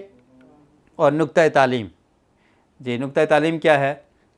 سیدھی جانب کا دماغ استعمال کیجئے. دماغ یہ رائٹ اور یہ کیا ہے؟ لیفٹ. تو آپ نے استعمال کون سا کرنا ہے؟ رائٹ. اور لیفٹ کو استعمال کم کرنا ہے. یہ چیزیں لکھی ہوئی ہیں کہ رائٹ دماغ استعمال کرنے والا شخص، اس میں یہ کوالٹیز ہوتی ہیں. جو لیفٹ استعمال کرتا ہے اس میں یہ کوالٹیز ہوتی ہیں. دونوں میں کچھ اچھی بھی ہیں لیکن رائٹ والی زیادہ اچھی ہیں. ان کو اردو میں دیکھ لیتے ہیں. جی رائٹ سائڈ والا دماغ استعمال کرنے والا وہ کیا ہوگا؟ مصور. تو یہی چیز ہم آپ کو سکھانا چاہتے ہیں کہ آپ بڑا سوچیں، مصور بنیں، تصور کرنے والے بنیں. کائنات پہ تصور کریں، آسمان و زمین پہ غور و فکر کریں، قرآن کی آیات پہ تدبر کریں. ٹھیک ہے، اللہ تعالیٰ کی جو نشانیاں ہیں زمین میں، کائنات میں، ان پہ غور و فکر کریں. اور اس سائڈ پہ جو لیفٹ والا ہے وہ کیا ہوگا؟ منطقی. یعنی منطقی آپ یہ سمجھ لیں کہ ہر چیز کی نکتہ چینی کرنے والا. یہ کیوں ہے، یہ کیوں نہیں، یہ کیوں نہیں، ایسے کیوں نہیں. تو اس لیے مصور بننا ہے. دوسرا کیا ہے؟ مجموعی. جو رائٹ سائڈ والا وہ کیا ہے؟ اجتماعیت کو پسند کرے گا، اکٹھے کام کیا جائے، اکٹھے رہ کے کیا جائے، اور اس طرح کی اس کی سوچ ہوگی، پازیٹیو سوچ. اور جو دوسرے لیفٹ والا وہ کیا ہے؟ تجزیہ نگار. یعنی تجزیہ نگاروں کا کیا کام ہوتا ہے کہ ابھی فلاں پارٹی حکومت میں ہے، اس کے بعد 5 سال بعد دوسری آ جائے گی، پھر یہ ہوگا، پھر ایسا ہوگا، ایسا تجزیہ لگاتے رہتے ہیں. کبھی صحیح بھی ہو جاتا ہے اور کبھی کیا ہوتا ہے؟ غلط ہوتا ہے. لیکن ان کا تجزیے میں یہ سارا وقت صرف ہو جاتا ہے اور اسی میں لگے رہتے ہیں ایسا ہوگا، ایسا نہیں ہوگا. بلکہ جو وقت ہے انسان کے پاس اس سے فائدہ اٹھائے اور اس میں زیادہ سے زیادہ بامقصد کوئی کام کرے. تو یہ فائدہ ہوتا ہے جو رائٹ سائڈ والا دماغ استعمال کرتے ہیں. تصوراتی کا مطلب بھی یہی ہے، تصور کرنا. اور لیفٹ والا کیا ہوتا ہے؟ ٹیکنیکی ہوتا ہے اور تالیف کار ہوتا ہے. یعنی کوئی چیز مؤلف کو کہتے ہیں نا، جس نے کتاب لکھی ہے، تو یہ ایک بہت بڑی خدمت ہوتی ہے. کوئی نئی چیز ایجاد کر دینا، یہ تالیف ہوتی ہے. لوگوں کی بھلائی کے لیے، لوگوں کے فائدے کے لیے کسی چیز کو بنا دینا. 2 افراد کے درمیان طے پانے والا معاہدہ، اس معاہدے کو پورا کرنے والا شخص ہوتا ہے جو رائٹ سائڈ والا دماغ استعمال کرتا ہے. جو لیفٹ کا کہتا ہے کوئی پرواہ نہیں، وعدہ بھی کوئی ہے، کس کو کوئی پورا کرتا ہے؟ وعدے کو پورا کرنا کس نے رکھا ہے؟ ٹھیک ہے. تو جذباتی موسیقی کا مطلب یہ ہے کہ یعنی اچھی آواز، اس کو پسند کرنے والا شخص. وہ قرآن کی تلاوت بھی ہو سکتی ہے، اچھے اشعار بھی ہو سکتے ہیں، اور اچھی چیزوں کو پسند کرنا. ٹھیک ہے، روحانی اور باتونی باتیں کرنا اور روحانیت جس میں ہو. تو یہ فائدے ہیں رائٹ سائڈ والے دماغ استعمال کرنے والا شخص. جو دوسرا لیفٹ ہے وہ کیا کہتا ہے؟ منصوبہ ساز ہوتا ہے، منصوبے بناتا رہتا ہے. اس کو کیسے ڈیگریڈ کرنا ہے، اس کو کیسے ختم کرنا ہے، یہ کیوں آگے جا رہا ہے، اس کو کیسے پیچھے کھینچنا ہے. اس کی محنت اور کوشش اسی میں لگی رہتی ہے. ٹھیک ہے. اور انتظامی کا مطلب یہ ہے کہ گروبندی آپ اس کو کہہ لیں یا اس طرح سے. اور ریاضی سے متعلق مشکل مسائل کو حل کرنے والا، مشکلات میں پڑ جاتا ہے جس کا تعلق ہی نہیں ہے. بعض ریاضی کے ایسے مسائل ہوتے ہیں جو کبھی پیش ہی نہیں آنے والے ہوتے، الجبرا وغیرہ، میں تو زیادہ نہیں جانتا. تو خیر وہ ایسے مسائل ہوتے ہیں جو پیش ہی نہیں آنے والے ہوتے، ان کے بارے میں سوچنا اور پھر ایسا کرنا کہ ایسا کیوں ہے. مثلا کوئی کہے کہ 2+2 کیا ہوتا ہے؟ 4 کیوں آیا ہے؟ 3 کیوں نہیں آیا؟ بتائیں جواب. تو وہ کیوں نہیں پورا ہوگا، اس میں وقت ضائع ہو جاتا ہے. تو اس لیے یہ رائٹ سائڈ والا دماغ ہم نے استعمال کرنا ہے. سیدھی جانب کا دماغ استعمال کرنا. اور پھر کیا؟ یاد کرنے کا ایک بہت اہم راز کیا ہے؟ بڑا اور رنگین سوچیے. یہی تصور ہے اور یہی مصور ہے. بڑا اور رنگین سوچیے. چھوٹی سوچ والا شخص آگے نہیں نکل سکتا. جو بڑا سوچتا ہے وہ آگے نکل جائے گا، اس کی سوچ بڑی ہوگی. وہ کہتے ہیں نا کہ کنویں کا مینڈک اور سمندر کے پانی میں رہنے میں فرق ہوتا ہے. کیا فرق ہوتا ہے؟ وہ سمجھتا ہے کنویں میں جو رہ رہا ہے کہ یہی پانی ہے سارا، اس کے باہر کچھ نہیں ہے۔ لیکن جو سمندر میں رہتا ہے وہ کیا کرتا ہے، وہ بہت پانی ہے، ٹھیک ہے، کتنی بڑی بڑی موجیں ہیں، کیا کیا کچھ ہے۔ تو اسی طرح جو کم سوچتا ہے وہ کہتا ہے بس یہی میری لائف ہے، اس نے اپنے آپ کو باؤنڈ کر دیا ہے۔ جو بڑا سوچتا ہے تو وہ نئی سے نئی ایجاد اور غور و فکر تدبر کر کے تو بہت آگے نکل جاتا ہے۔ بڑا اور رنگین سوچئے، آسمان کو اسکرین بنا لیں اور اس پر کیا لکھیں، وَلَقَدْ يَسَّرْنَا الْقُرْآنَ لِلذِّكْرِ، کہ ہم نے قرآن مجید کو کیا کیا ہے، آسان کر دیا ہے۔ یہ اتنی بڑی، یہ اسکرین پہ لکھا ہوا ہے نا، فَهَلْ مِن مُدَّكِّرٍ، تو یہ اس اسکرین پہ لکھا ہوا ہے، آپ سب کو نظر آ رہا ہے۔ جب آسمان پہ لکھا جائے گا کتنے لوگوں کے سامنے آ جائے گا، ٹھیک ہے۔ تو یہ بڑا اور رنگین سوچنے کی بات ہے کہ یہ نہیں ہے کہ فائدہ یار یہ علم مجھے آ گیا ہے تو میں نے اس کو اپنے سینے میں ہی محفوظ رکھنا ہے اور پھر یہاں پر ہی رہے گا، یہاں پہ رہتے رہتے میری 60 سال 70 سال زندگی پوری ہوئی تو کہاں چلا جائے گا علم، قبر کے اندر چلا جائے گا نا ساتھ، کوئی فائدہ ہوگا نہیں، فائدہ ہوگا۔ تو جب آپ بڑا لکھیں گے، بڑا سوچیں گے تو کتنے لوگوں تک آپ اس کو پہنچا کر چلے جائیں گے، اور جب تک وہ عمل کرتے رہیں گے اس کا آپ کو ثواب ملتا رہے گا۔ حکماء کے بارے میں، جو حکیم اور طبیب ہے نا، ان کے بارے میں مشہور ہے کہ یہ اپنے نسخے کسی کو نہیں بتاتے، چھپا کے رکھے ہوتے ہیں، اور وہ ان کے نسخے ان کے قبر کے ساتھ قبر میں چلے جاتے ہیں۔ تو کتمان علم سے اللہ کے رسول نے بھی روکا ہے کہ اگر کوئی آپ کے پاس علم ہے، نالج ہے، تو کوئی پوچھتا ہے تو اس کو بتا دیں، اور بتانے سے کیا ہوتا ہے، اضافہ ہو جاتا ہے، رب زدنی علما، اور ٹیچنگ سے انسان زیادہ سیکھتا ہے، ٹھیک ہے نا، ٹیچنگ سے انسان زیادہ سیکھتا ہے۔ تو جب آپ بتائیں گے تو آپ کو اللہ تعالیٰ اور دے دے گا۔ جب آپ مال خرچ کریں گے تو کیا ہوگا، برکت کیا ہوتی ہے، اور آ جاتا ہے، ٹھیک ہے، انسان مطمئن ہو جاتا ہے، یہ بھی برکت ہے۔ اور پھر کیا ہوتا ہے کہ انسان کے پاس اور آ جاتا ہے، کیونکہ جب ختم ہوگا انسان کیا کرے، کوشش کرے گا کہ یار یہ تو میں نے اس مہینے صدقہ کر دیا ہے $5000، اب میں نے اور کمانے ہیں تاکہ میں، تو پھر اور آ جائیں گے نا۔ جس نے سیو کر لیے کوئی بات نہیں ہے یار ابھی چل رہا ہے نظام، تو اور نہیں آئیں گے، چانس ختم ہو جاتا ہے۔ اسی طرح جب آپ خرچ کریں گے، کوئی بھی چیز ہے، علم ہے، کوئی بھی چیز ہے، کوئی مشورہ ہے، کوئی اچھی بات ہے، آپ دوسرے تک پہنچا دیں گے، اللہ تعالیٰ آپ کے ذہن میں اور ڈال دے گا، یہ مشورہ نکل جائے گا آپ سے، اور لوگ فائدہ اٹھائیں۔ بس اوقات انسان اپنے ذہن میں رکھتا ہے یار میں اس سے بینیفٹ اٹھاؤں گا، اس کو موقع ہی نہیں ملتا اور وہ مشورہ اس کے دماغ میں ہی رہتا ہے اور پھر یہاں پر دفن ہو جاتا ہے۔ اگر وہ کسی اور کو بتا دے گا تو کہاں سے کہاں بات پہنچ جائے گی۔ جی تو خیر ان چیزوں کو آپ جانتے ہیں مجھ سے زیادہ۔ اہم نئے الفاظ جو آج ہم نے سیکھے، یوم اور ایام۔ جی صحیح ٹائم بتائیں، ٹائم کیا ہو گیا؟ جی میں نے آج کلاس جلدی کی کہ میں نے کہا دوسرا لیسن بھی ہم ساتھ پڑھ لیتے ہیں۔ یوم اور ایام ہم نے سیکھے، اس کو مثالوں کے ساتھ یاد کرنا ہے۔ مالک یوم الدین، الدین مالک یوم الدین، یا اور ربو، یہ الفاظ ہم نے سیکھے ہیں، اور اس طرح ٹوٹل جو ہم نے الفاظ سیکھے ہیں وہ یہ ہیں۔ تو لیسن ہمارا اب اس سے آگے والا بھی ہم پڑھ لیتے ہیں جلدی جلدی، کیونکہ اب آپ لوگ کافی سارا سیکھ چکے ہیں، تو میں چاہتا ہوں کہ تھوڑا تاکہ ہمارا کورس جو ہے نا وہ ختم ہونے کی طرف چلتے۔ جی وہ ریفریشمنٹ میں کتنی دیر ہے؟ اچھا وہ اس وقت تک انشاءاللہ ہم ختم کر دیں گے، آپ پتہ کریں وہ جتنی دیر میں آ رہا ہے۔ ساتھ یہ بھی فائدہ آج کے لیسن کا کہ ہماری سورہ فاتحہ انشاءاللہ مکمل ہو جائے گی، اور یہ آگے یہ لیسن ایزی بھی ہے۔ مگر شیخ صاحب آہستہ آہستہ ہی صحیح ہے، سمجھ میں بھی تو ویلکم، میں تو سلو سمجھتا ہوں۔ السلام ورحمۃ اللہ۔ جیسے آپ کہتے ہیں مجھے مسئلہ نہیں ہے، اس سے میں صرف یہی کہتا کہ کلاسیں آپ کی تھوڑی لمبی ہو جائیں گی۔ کیا خیال ہے، پڑھنا آگے؟ دیکھ لیں جی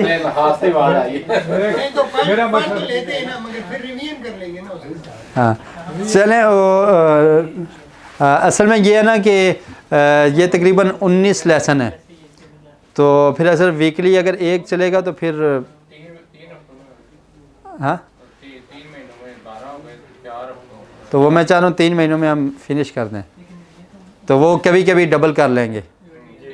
جی تو آج سورہ فاتحہ مکمل ہو جائے گی انشاءاللہ، آسان ہے، مشکل نہیں ہے یہ لیسن۔ جی یہ اب چیزیں آپ کو بتانے کی ضرورت نہیں ہے، کیونکہ اس میں اس لیے میں نے وہ تھوڑی تفصیل بھی کم کی ہے، لیکن پھر بھی زیادہ ہوگی۔ وَلَقَدْ يَسَّرْنَا الْقُرْآنَ لِلذِّكْرِ فَهَلْ مِن مُدَّكِّرٍ، سبق نمبر 4، اس کا ترجمہ آپ کو آتا ہے۔ آیت نمبر 6 اور 7 ہم پڑھیں گے، 4 اور 5 پڑھ لیے، اور ضمائر متصلہ وہی ہے مذکر سے مؤنث اور اس کی جمع کیسے بنتی ہے یہ آپ کو بتایا جائے گا نکات تعلیم، اور 6 نئے الفاظ سیکھیں گے، 4 ہم نے سیکھ لیے اور 6 ہم نئے الفاظ سیکھیں گے۔ جی یہ لیں، سورۃ الفاتحہ مکمل ہو جائے گی۔ جی اس کو ایک دفعہ پڑھ لیں برکت کے لیے۔ اعوذ باللہ من الشیطان الرجیم، بسم اللہ الرحمن الرحیم، الحمد للہ رب العالمین، الرحمن الرحیم، مالک یوم الدین، ایاک نعبد و ایاک نستعین، اہدنا الصراط المستقیم، صراط الذین انعمت علیہم غیر المغضوب علیہم ولا الضالین۔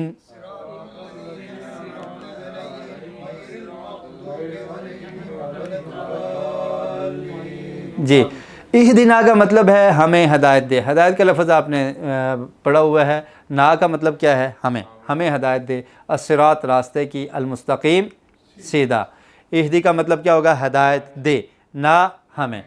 جی ہدایت ہدن یہ لفظ بھی اسی سے نکلے ہیں، اصل لفظ کیا ہے ہادالیا، ہدایت کا مطلب کیا ہے راستہ دکھانا اور راستے پر چلانا، یہ دونوں مطلب اس کے ہیں، ٹھیک ہے۔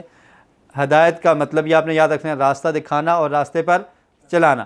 قرآن کریم کیا ہے ہدایت کی کتاب ہے، ہادی ہے، ہدایت دینے والا ہے، کیونکہ اللہ تعالیٰ نے قرآن مجید میں کیا فرمایا ھدی للمتقین، قرآن کیا ہے متقین کے لیے ہدایت کا ذریعہ ہے، اور پھر کیا فرمایا ھدی للناس، ناس کس کو کہتے ہیں لوگوں کو، ٹھیک ہے، لوگوں کے لیے یہ ہدایت ہے۔ تو ان دونوں میں کیا فرق ہے؟ ایک جگہ پر فرمایا کہ متقین کے لیے ہدایت ہے اور دوسری جگہ پر کیا فرمایا کہ لوگوں کے لیے ہدایت ہے، متقیوں کے لیے جو سیدھے راستے پر ہے۔ جی تو فرمایا ھدی للناس تمام لوگوں کے لیے ہدایت ہے، تو کیسے فرق ہوگا؟ تمام لوگ تو متقی نہیں ہیں۔ سوال سمجھ آ گیا؟ جو اس سے فائدہ اٹھائے۔ جی ہاں یہ جواب تھوڑا قریب ہے۔ قرآن مجید تمام لوگوں کے لیے ہدایت ہے، لیکن ہدایت اس سے حاصل کون کرے گا؟ متقی، جس کے اندر اللہ کا خوف اور ڈر ہوگا۔ مثال آپ یہ سمجھ لیں، جیسے یہ جو ہمارا لیکچر ہے سب لوگوں کے لیے نا، سب کے لیے، لیکن کتنے ایسے لوگ ہوں گے جو اس کو سیکھ کے تو آگے پڑھانے کے قابل ہو جائیں گے، کتنے ایسے لوگ ہوں گے جو سیکھ کر عمل کریں گے، اور کتنے ایسے بھی ہوں گے جو سیکھیں گے ایک کان سے سنیں گے دوسروں کے لیے نکال دیں گے۔ تھا تو سب کے لیے، لیکن ہر ایک نے اپنی حیثیت کے مطابق اس سے فائدہ اٹھایا۔ قرآن مجید سب لوگوں کے لیے ہدایت ہے، لیکن اللہ تعالیٰ نے فرما دیا کہ ہدایت اس سے وہی حاصل کرے گا جو اللہ سے ڈرنے والا ہوگا۔ ہر آدمی کو نہیں ملے گی، جو جستجو کرے گا کوشش کرے گا اس کو ہدایت مل جائے گی، جو متقی ہوگا۔ جی تو ہدایت دے ہمیں صراط المستقیم، سیدھے راستے کی۔ المستقیم کا کیا مطلب ہے؟ سیدھا، جیسے ہم اردو میں کہتے ہیں خط مستقیم، سیدھی لائن، اور اسی سے کیا ہے استقامت، کہ نہیں مڑنا نہیں ہٹنا، استقامت عطا کر دے، اسی سے کیا مستقیم سے مطلب سیدھا۔ جی ال کا مطلب ہوتا ہے وہ خاص اور دا، یہ ہم نے پڑھا ہوا ہے، یہاں پر بھی لگا ہے المستقیم اور الصراط۔ اس سے ہمیں کیا سبق ملتا ہے؟ کیا مسلمان ہونا ہدایت پر ہونا ہے؟ جب ہم کہتے ہیں اہدنا الصراط المستقیم، اللہ تعالیٰ ہمیں کیا دے؟ ہدایت، تو آپ مسلمان نہیں ہیں؟ مسلمان ہیں پھر کیا ہدایت مانگ رہے ہیں؟ تو اس سے یہ پتہ چلتا ہے کہ صرف مسلمان ہونا ہدایت پر ہونا نہیں ہے۔ صرف یہی مطلب ہوتا تو یہ دعا غیر مسلم کے لیے ہوتی، کیونکہ مسلمان تو پہلے سے ہدایت پر ہے، پھر غیر مسلم یہ دعا کرتے۔ ہم ہر نماز میں یہ دعا کیوں کرتے ہیں؟ کیونکہ مسلمان ہونا ہدایت کا پہلا قدم ہے، اور ہدایت پر چلتے رہنا، ترجمہ ہم نے کیا پڑھا تھا کہ راستہ دکھانا بھی اس کا مطلب ہے اور راستے پر چلانا بھی اس کا مقصد ہے۔ ہدایت پر چلتے رہنا یہ استقامت ہے، اور اللہ تعالیٰ ہم سے ہم یہ مانگتے ہیں کہ اللہ تعالیٰ ہمیں ہدایت پر استقامت عطا کر ہم ہمیشہ ہدایت پر ہی رہیں، کبھی ہدایت سے ہٹے نہیں۔ تو یہ مطلب ہے کہ ہمیں سیدھا راستہ دکھا، راستہ دکھا اور راستے پر چلا، دونوں میں بہت بڑا فرق ہے۔ دونوں میں کیا فرق ہے؟ مثال دیکھ لیں کہ کوئی آدمی یہ کہتا ہے کہ مجھے آپ کولون مسجد کا راستہ بتا دیں، آپ کہتے ہیں یہاں سے نیچے اترو، سڑک پکڑو، سیدھے چلے جاؤ، رائٹ ہو جاؤ، لیفٹ ہو جاؤ، تم کولون مسجد میں پہنچ جاؤ گے۔ یہ کیا کیا آپ نے؟ اس کو دکھا دیا۔ ایک دوسرا شخص اس کو آپ کیا کرتے ہیں؟ کہتے ہیں چلو آؤ، اس کا ہاتھ پکڑتے ہیں، جا کر مسجد کے دروازے سے اندر داخل کر دیتے ہیں۔ تو اب کون سا عمل بہتر ہے؟ لے کے جانے والا۔ تو جو راستے پر چلانا ہے، تو یہ ہم اللہ تعالیٰ سے دعا کرتے ہیں کہ اللہ تعالیٰ ہم نے پہلی سیڑھی پر قدم رکھ دیا، ہم مسلمان ہو گئے، اب تو ہمیں اس راستے پر چلا اور ہمیں اس پر استقامت دے۔ تو ان دونوں میں بہت بڑا فرق ہے، اس لیے ہم اللہ تعالیٰ سے دعا کرتے ہیں کہ اللہ تعالیٰ ہمیں ہدایت مل گئی ہے، لیکن ہدایت پر ہم قائم رہیں، ہم اس راستے پر چلتے رہیں۔ ہدایت کا اصل منبع کیا ہے؟ کہاں سے ہدایت ملے گی؟ ھدی للمتقین، قرآن مجید اور سنت۔ اگر قرآن ہی سمجھنے کی کوشش نہ ہو تو کیا یہ دعا کافی ہے؟ پھر احتساب کیجئے اور پلاننگ کیجئے۔ اگر انسان کو قرآن ہی نہیں سمجھ آ رہا تو وہ ہدایت کیسے پا سکے گا؟ کیا خیال ہے؟ اور انسان اگر یہ کہے کہ یار بس دعا کر دیں، کیونکہ کسی کو آ جائے نا کہ نماز پڑھیں، وہ کیا کہتے ہیں؟ آپ میرے لیے دعا کر دیں، وہ خود نہیں آئیں گے، نہ وضو کریں گے، نہ مسجد میں آنے کی کوشش کریں گے، نہ نماز کو سیکھیں گے، قرآن پڑھنے آئیں، بس آپ دعا کریں۔ تو کیا خیال ہے دعا سے سیکھ جائے گا انسان؟ کسی شخص کا اگر پیپر ہے میٹرک کا یا میٹرک لیول کا ہے، ایف اے کا، ایف ایس سی کا، کسی بھی کلاس کا ہے، تو وہ 3-4 مولوی صاحب کو کہتا ہے کہ میرے لیے دعا کرو اور خود سو جاتا ہے، تیاری نہیں کرتا، تو کیا خیال ہے پیپر میں پاس ہو جائے گا؟ نہیں پاس ہوگا نا۔ اولیاء کو کہہ دے میرے لیے دعا کریں، وہ دعا میں مصروف رہیں، یہ سویا رہے، تو یہ فیل ہوگا یقیناً، کیونکہ دنیا اسباب کے تحت چلتی ہے۔ اسی طرح صرف دعا سے کام نہیں چلے گا، بلکہ اس کے لیے دعا کافی نہیں ہے، احتساب کیجئے کہ اگر ہم نے ہدایت نہیں حاصل کی قرآن سے تو ہم نے حاصل کرنی ہے، اور اس کے لیے پلاننگ بنا کر اس ڈگر پر چلیں گے تو تب ہمیں ہدایت ملے گی۔ اور پھر یہاں پر یہ بات بھی سمجھ لیں کہ راستہ دکھانا اور راستے پر چلانا، اس میں ایک فرق یہ بھی ہے کہ راستے پر چلاتا کون ہے؟ اللہ رب العالمین۔ ہدایت پر قائم رکھنا، ہدایت پر چلنے کی توفیق دینے والا کون ہے؟ اللہ تعالیٰ۔ اور راستہ دکھانا یہ انبیاء علیہ السلام کا کام ہے، انبیاء نے لوگوں کو دعوت دی، اس کے بعد صلحاء نے، علماء اور لوگ دعوت دیتے ہیں، یہ کیا ہے؟ راستہ دکھانا۔ لیکن ہدایت پر ہدایت دے دینا یہ اللہ کے اختیار میں ہے۔ نبی کریم صلی اللہ علیہ وسلم نے اپنے چچا کو دعوت دی، صحیح بخاری کی حدیث ہے، ابو طالب کو، اور جب وہ فوت ہونے لگا تو اس کو کہا کہ اے میرے چچا آپ کلمہ پڑھ لو، احاج بک، میں یہ کلمے کی وجہ سے قیامت کے دن تیری سفارش کروں گا، تو نے میری بڑی خدمت کی ہے، کلمہ پڑھ لے۔ تو اس کے پاس کون بیٹھا ہوا تھا؟ ابو جہل، اور دوسرا عبداللہ بن امیہ، غالباً یہ نام ہے، تو جی امیہ بن مغیرہ ایسے پورا نام ہے۔ تو وہ بیٹھا، اس نے کہا کہ تو بھتیجے کی بات مان کے اپنے آبا و اجداد کے دین کو چھوڑ دے گا؟ اس نے کہا نہیں، میں اپنے باپ و دادا کے دین پر ہی فوت ہوں گا۔ تو اللہ رب العالمین نے قرآن مجید میں فرمایا کہ نبی کریم صلی اللہ علیہ وسلم انک لا تہدی من احببت ولکن اللہ یہدی من یشاء، کہ اے اللہ کے رسول آپ جس سے محبت کرتے ہیں، جس کو چاہتے ہیں ہدایت میں آپ نہیں دے سکتے، بلکہ ہدایت کس نے دینی ہے؟ اللہ رب العالمین نے دینی ہے۔ تو نبی کریم صلی اللہ علیہ وسلم جو ہدایت دینے والے ہیں وہ کیا ہے؟ راستہ دکھانا، لیکن راستے پر چلانا کس نے ہے؟ اللہ تعالیٰ نے۔ تو یہ فرق ہے، اور یہ دونوں معنوں کے لیے لفظ ہدایت کا استعمال ہوتا ہے۔ جی، ہر نماز ہمیں یاد دہانی ہے کہ قرآن سمجھنا ضروری نہیں، بلکہ کیا ہے؟ ایمرجنسی ہے۔ ایمرجنسی اور ضروری میں کیا فرق ہے؟ جی جی ایک چیز ضروری ہے، لیکن وہ اگر آپ نہیں کر رہے تو اس سے نقصان نہیں ہوتا، اگر ایمرجنسی والے کام کو چھوڑ دیں گے تو پھر نقصان ہو جائے گا۔ مثال کے طور پہ ایک شخص بیمار ہے، وہ کہہ رہا ہے کہ مجھے بخار ہے یا مجھے کھانسی ہے، زکام ہے، تو اس کو ہاسپٹل میں ڈاکٹر کے پاس لے کے جانا ضروری ہے یا نہیں؟ ضروری ہے نا، ٹھیک ہے۔ دوسرا شخص ہے روڈ پہ جا رہا ہے، ایکسیڈنٹ ہو گیا، روڈ پہ گر گیا، ٹھیک ہے، اس کو بھی لے کے جانا ضروری بھی ہے، اور ساتھ کیا ہے؟ ایمرجنسی بھی ہے۔ اگر آپ نہیں لے کے جائیں گے تو اس کی ڈیتھ ہو سکتی ہے، ٹھیک ہے۔ تو اب یہ بیمار کو لے کر بھی جانا ضروری ہے، لیکن وہ کیا ہے؟ وہ ایمرجنسی ہے، وہ ابھی ہی کرنا ہے۔ ضروری کام جو ہے اس میں تاخیر ممکن ہے، لیٹ بھی کیا جا سکتا ہے، لیکن ایمرجنسی میں تاخیر ممکن نہیں ہے، وہ اسی وقت کرنا ہوگا۔ تو قرآن نماز ہمیں یہ یاد دلاتی ہے اہدنا الصراط المستقیم، کہ ہم نے سیدھے راستے پر چلنا ہے، ہم نے راستہ سیکھنا ہے۔ تو یہ سیکھنا، یہ سمجھنا صرف ضروری نہیں بلکہ ایمرجنسی ہے، کہ ہم سیکھیں گے تبھی گزارا ہوگا، اگر سیکھیں گے نہیں تو ہمیں پتہ نہیں ہے کس راستے پر جا رہے ہیں۔ تو اس لیے راستے کی پہچان یہ ضروری ہے۔ اس نماز کے بعد آج اس ہفتے میں جو بھی میں کروں گا تو اللہ تعالیٰ تو کیا کر اس میں مجھے ہدایت دیتے، ابھی جو بھی میں کروں تو وہ سیدھے راستے پر میں چلتا رہوں۔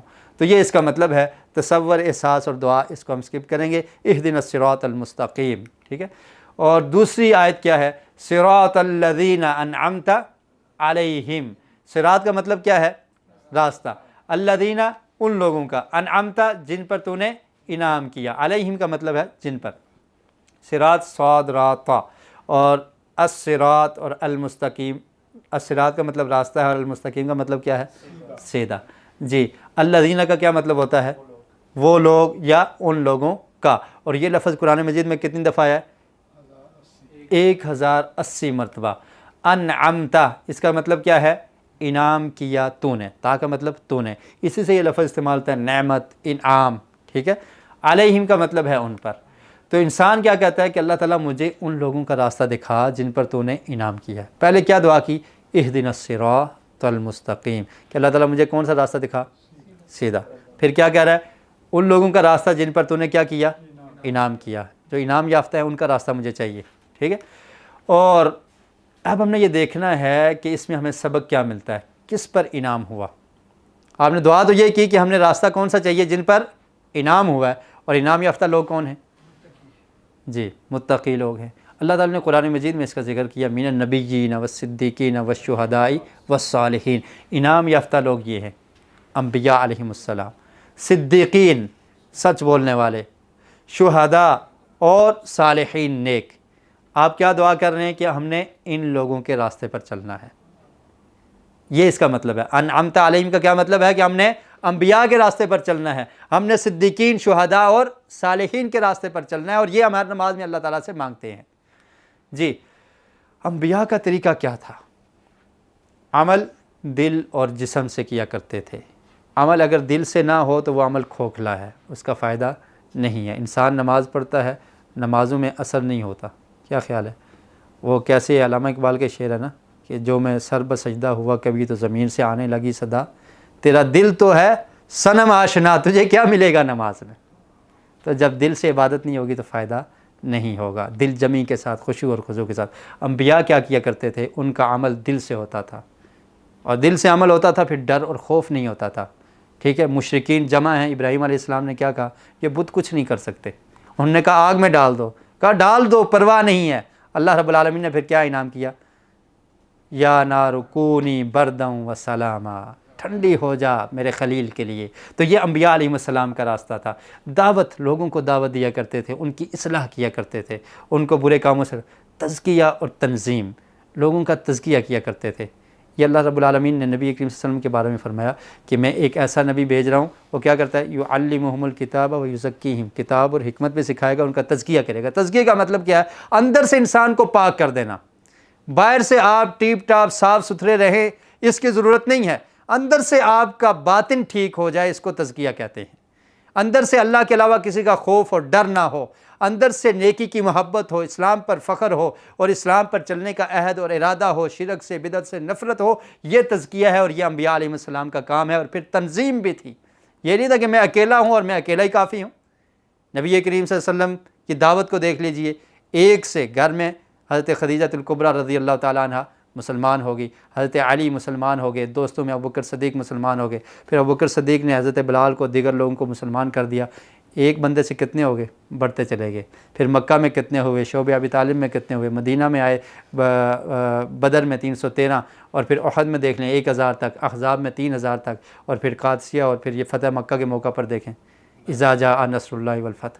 تو یہ ہے تنظیم کہ ایک سے ایک، آگے سے آگے.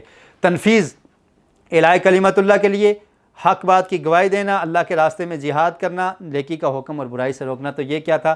انبیاء کا راستہ تھا. آپ نے دعا کی کہ اللہ تعالیٰ میں نے کن کے راستے پر چلنا ہے؟ انبیاء کا راستہ. تو یہ تھوڑا سا ہم نے آپ کو اس کا ایک آئینہ دکھایا ہے کہ ان کا راستہ کیا تھا. صدیقین کا طریقہ کیا تھا؟ حضرت ابوبکر صدیق رضی اللہ تعالیٰ عنہ کی مثال آپ سامنے رکھ لیں. نبی مکرم صلی اللہ علیہ وسلم کا ہمیشہ ساتھ دیا.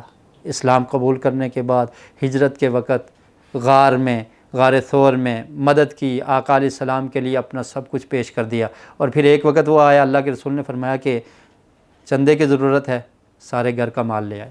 حضرت عمر کہتے ہیں کہ میں سوچ رہا تھا کہ آج شاید میں حضرت ابوبکر سے زیادہ آگے نکل جاؤں گا. آدھا مال لائے. تو پوچھا گھر میں کیا ہے؟ اللہ اور اللہ کے رسول کا نام ہے. تو یہ صدیقین کا راستہ کیا تھا؟ دل میں سچائی تھی، دل میں صدق تھا. اور پھر نبی کریم صلی اللہ علیہ وسلم نے ارشاد فرمایا کہ اے مکہ کے لوگوں، تم مجھے جھٹلاتے تھے اور ابوبکر صدیق نے میری تصدیق کی ہے. جب مکہ کے لوگوں نے کہا نا کہ تیرا دوست تو یہ کہہ رہا ہے کہ میں راتوں رات 7 آسمانوں کی سیر کر کے واپس آ گیا ہوں، تو فرمایا کہ اگر نبی کریم صلی اللہ علیہ وسلم نے کہا ہے تو سچ ہی کہا ہے. یہ ہے صدیقین. دعوت کے مشن میں ہر مرحلہ پر ساتھ دیا، اکیلے نہیں بلکہ ٹیم کا حصہ بنے۔ تو یہ صدیقین کا راستہ ہے، صراط الذین انعمت علیہم، کہ ہمیں راستہ ان لوگوں کا دکھا جن پر تو نے انعام کیا ہے۔ جی آخری آیت کا آخری حصہ، جی غیر المغضوب علیہم، غیر کا مطلب کیا ہے؟ نہ، المغضوب جن پر غضب کیا گیا ہے، علیہم کا مطلب ہے جن پر، یعنی ان پر جن پر غضب کیا گیا ہے ان کا راستہ ہم نے نہیں چاہیے، ان کا راستہ ہمیں نہ دکھا۔ تو غیر کا مطلب کیا ہوتا ہے؟ نہیں بھی ہوتا ہے اور اس کے علاوہ، یہ دونوں معنی ہوتے ہیں۔ جی مغضوب کسے کہتے ہیں؟ جس پر غضب کیا گیا، مغضوب۔ جیسے مظلوم کس کو کہتے ہیں؟ جس پر ظلم کیا گیا، اور ظلم کرنے والے کو کیا کہتے ہیں؟ ظالم۔ اور مغضوب کون ہوگا؟ جس پر غضب کیا گیا، ٹھیک ہے، اور غضب کرنے والے کو غاضب کہتے ہیں، ٹھیک ہے۔ تو مغضوب کا مطلب کیا ہے سمجھانے کے لیے آپ کو بتایا کہ مغضوب کا معنی آپ نے مظلوم کے ساتھ یاد رکھنا ہے، جس پر ظلم کیا گیا۔ مغضوب کا مطلب ہوگا جس پر غضب کیا گیا۔ علی کا مطلب ہوتا ہے پر، اور ہم کا مطلب ہے ان پر۔ جی والضالین، واو کا مطلب اور نہ، الضالین جو گمراہ ہوئے، یعنی ہم نے راستہ کس راستے پر چلنا ہے؟ جن پر انعام ہوا، جو لوگ مغضوب علیہم ہیں، جن پر غضب ہوا، ان کا راستہ بھی نہ دکھا اور نہ ہی گمراہوں کا، ٹھیک ہے۔ واو کا مطلب اور لا کا مطلب نہ ہے، اور یہ قرآن مجید میں 1732 بار آیا ہے۔ ضال، یہ مطلب کیا ہے؟ گمراہ ہونے والا، اسی سے اردو میں لفظ استعمال ہوتا ہے ضلالت۔ جی ضال واحد ہے اور اس کی جمع کیا ہے؟ ضالین، ٹھیک ہے۔ جیسے ہم نے جمع پڑھی تھی مسلمون، مسلمون سے جمع کیا بنے گی؟ مسلمون اور مسلمین، اور اسی طرح ضال سے ضالون اور ضالین، ضالون بھی قرآن مجید میں استعمال ہوا ہے، اور ضالین کا لفظ بھی قرآن مجید میں استعمال ہوا ہے۔ جی اس سے ہمیں کیا سبق ملتا ہے؟ مغضوب کون ہیں؟ مغضوب کون ہیں؟ اللہ تعالیٰ نے جن پر غضب کیا وہ لوگ کون ہیں؟ یہودیوں کا ذکر قرآن مجید میں آتا ہے کہ ان پر غضب ہوا۔ وجہ کیا تھی؟ کہ وہ نافرمان تھے، انعامات من و سلوہ کھانے کے بعد ایسے ایسے سوال کرتے تھے ہر درمی، اور مانتے ہی نہیں تھے۔ جب موسیٰ علیہ السلام نے کہا نا کہ ایمان لے آؤ، کہتے ہیں کہ ہم اس وقت تک ایمان نہیں لائیں گے جب اللہ تعالیٰ کو دیکھ نہ لیں، ٹھیک ہے۔ تو یہ ان کی عادت تھی، اور پھر ہر چیز میں ہر درمی، تو اللہ تعالیٰ کا ان پر کیا ہوا؟ غضب ہوا، یعنی جن کو معلوم ہے مگر کرتے نہیں ہیں، معلوم تھا لیکن پھر بھی کرتے نہیں۔ نبی کریم صلی اللہ علیہ وسلم کے دور میں ان کو پتہ تھا کہ آقا علیہ السلام حق بات بیان کر رہے ہیں، قرآن مجید کیا ہے؟ حق ہے، کیونکہ ان کی کتابوں میں موجود تھا کہ نبی کریم صلی اللہ علیہ وسلم کی آمد ہوگی۔ اور نبی کریم صلی اللہ علیہ وسلم کے آنے سے پہلے یہودی عرب کے لوگوں کو کہا کرتے تھے کہ ایک نبی آنے والا ہے اور ہم اس کے ساتھ مل کر تمہاری مدد تمہارے خلاف جہاد کریں گے، لیکن جب نبی کریم صلی اللہ علیہ وسلم آئے، جاننے پہچاننے کے باوجود انہوں نے انکار کر دیا کہ یہ بنو اسرائیل میں سے نہیں ہے، اسماعیل علیہ السلام کی اولاد میں سے، ہماری نسل میں سے نہیں آئے۔ حسد کی وجہ سے اور جاننے کے باوجود کیا کر دیا؟ انکار کر دیا۔ اللہ تعالیٰ نے قرآن مجید میں فرمایا کہ وہ ایسے پہچانتے تھے جیسے انسان اپنے بیٹوں کو پہچانتا ہے، انبیاء نبی کریم صلی اللہ علیہ وسلم کے بارے میں اس طرح جانتے تھے، اس لیے اللہ تعالیٰ نے کیا کیا؟ ان پر غضب کیا۔ تو بات کیا سمجھ آئی کہ جن کو معلوم ہے مگر کرتے نہیں تو ان پر اللہ کا غضب ہوتا ہے۔ اللہ تعالیٰ ہمیں ایسا نہ بنا کہ ہمیں معلوم ہو اور پھر ہم عمل نہ کریں، اور قیامت کے دن اس انسان کی کیا سزا ہوگی؟ ایک عالم جس کو جہنم میں پھینکا جائے گا، لوگ پوچھیں گے تو دنیا میں نیکی کا ہمیں حکم دیا کرتا تھا، برائی سے روکا کرتا تھا، تیرا ٹھکانہ یہ کیوں ہے؟ وہ کہے گا میں تمہیں تو نیکی کا حکم دیتا تھا، خود نہیں کرتا تھا، تمہیں برائی سے روکتا تھا اور خود کر لیا کرتا تھا۔ اور اللہ تعالیٰ نے قرآن مجید میں بھی ارشاد فرمایا کہ تم کبر مقتا عند اللہ ان تقولون ما لا تفعلون، کہ تم لوگوں کو وہ کہتے ہو جو کرتے نہیں ہو۔ اور پھر یہودیوں کے بارے میں فرمایا کہ لوگوں کو نیکی کا حکم دیتے ہو تنسون انفسکم، اپنے آپ کو بھول جاتے ہو۔ تو مطلب کیا ہے کہ جن کو معلوم ہے اور مگر کرتے نہیں۔ اللہ ہمیں عمل کی توفیق دے، جاننے کے بعد، علم حاصل کرنے کے بعد کیا کرنا ہے؟ عمل کرنا ہے، جس سے اللہ ناراض ہو تو پھر اس کا انجام کیا ہوگا؟ دنیا اور آخرت میں اس کا انجام ہم جنہیں ہیرو یا لیڈر سمجھتے ہیں، ان کی اتباع کرتے ہیں، کیا وہ قرآن کریم کو سمجھتے ہیں اور اس پر عمل کرتے ہیں؟ ہر انسان کسی کو فالو کرتا ہے، کسی کا کوئی سیاسی پیشوا ہے، کسی کا کوئی دینی پیشوا ہے، کسی کو کوئی ہیرو ہے، کوئی لیڈر ہے، اس کو اپنا لیڈر اور قائد بنایا ہوا ہے۔ تو کیا وہ لوگ اس چیز کو سمجھتے ہیں؟ اگر وہ خود ہی قرآن کو نہیں سمجھتے تو آپ جب ان کو فالو کریں گے تو آپ کیسے صراط مستقیم پر ہوں گے؟ جی ضالین کا مطلب کیا ہے؟ جو جانتے ہی نہیں، یعنی پہلے لوگ کون سے تھے؟ جو علم رکھنے کے باوجود عمل نہیں کرتے تھے، ان پر اللہ کا غضب ہوا۔ اور ضالین کیا ہے؟ گمراہ جو جانتے ہی نہیں۔ ایسا نہ ہو کہ قرآن کریم گھر میں ہو مگر ہم بھٹکتے رہیں، جانتے ہی نہیں اس میں کیا لکھا ہوا ہے۔ جب ضرورت پڑتی ہے بیٹی کو رخصت کرنا ہے تو قرآن کو لے آؤ، اس کے سر پہ رکھ کے بھیج دو۔ دکان کا افتتاح کیا ہے گھر میں رکھ دو، ختم دلوا دو، پڑھا دو۔ تعویذ کی ضرورت پڑی قرآن کو کھول لو، کوئی فوت ہو گیا کھول لو۔ اس کے علاوہ ہم جانتے نہیں اس کے اندر کیا لکھا ہوا ہے، تو ہمارے پاس موجود ہے لیکن ہم دیکھنے کے باوجود اس کو پڑھ نہیں سکتے، ہم بغیر جانے کہیں بھٹک نہ جائیں۔ تو دعا کے ساتھ احتساب کیجئے کہ اگر ہم نے قرآن کو نہیں سمجھا تو اس کے لیے پلاننگ بھی کیجئے، اور اگر آپ کو سمجھ آ گیا ہے تو پھر اس کی کیا کرنی ہے؟ تبلیغ کرنی ہے۔ جی، تصور، احساس اور دعا کے ساتھ پریکٹس۔ اس طرح آج ہماری صورت یہ مکمل ہوگی، اور اب ہم آپ کو ایک مشورہ دینا چاہتے ہیں کہ سورہ فاتحہ پڑھتے ہر نماز کی ہر رکعت میں یہ چیز یاد رکھیے۔ یہ حدیث میں پہلے بھی آپ کو سنا چکا ہوں۔ حدیث کی کتاب ہے صحیح مسلم، اور اس حدیث کے راوی کون ہیں؟ حضرت ابو ہریرہ رضی اللہ تعالی عنہ۔ حضرت ابو ہریرہ رضی اللہ تعالی عنہ کا نام کیا تھا؟ ابو ہریرہ کنیت ہے نا جی، عبد الرحمن ان کا نام تھا۔ تو رسول اللہ صلی اللہ علیہ وسلم نے فرمایا، اللہ تعالیٰ فرماتا ہے میں نے نماز اپنے اور اپنے بندے کے درمیان کیا کی ہے؟ تقسیم کی ہے۔ آدھی میری ہے اور آدھی میرے بندے کی ہے، اور میں اپنے بندے کو وہ دیتا ہوں جو وہ مجھ سے مانگے۔ جب بندہ کہتا ہے الحمدللہ رب العالمین تو اللہ تعالیٰ کیا فرماتا ہے؟ حمدنی عبدی، کہ میرے بندے نے میری تعریف کی۔ یہ تقسیم ہے کہ انسان کیا کہتا ہے؟ الحمدللہ رب العالمین، اللہ تعالیٰ کیا کہتے ہیں؟ حمدنی عبدی۔ اور جب کہتا ہے الرحمن الرحیم تو اللہ تعالیٰ کیا فرماتے ہیں؟ اثنا علی عبدی، کہ میرے بندے نے میری ثنا بیان کی ہے۔ اور جب کہتا ہے مالک یوم الدین تو اللہ تعالیٰ کیا فرماتے ہیں؟ مجدنی عبدی، میرے بندے نے میری بزرگی بیان کی ہے۔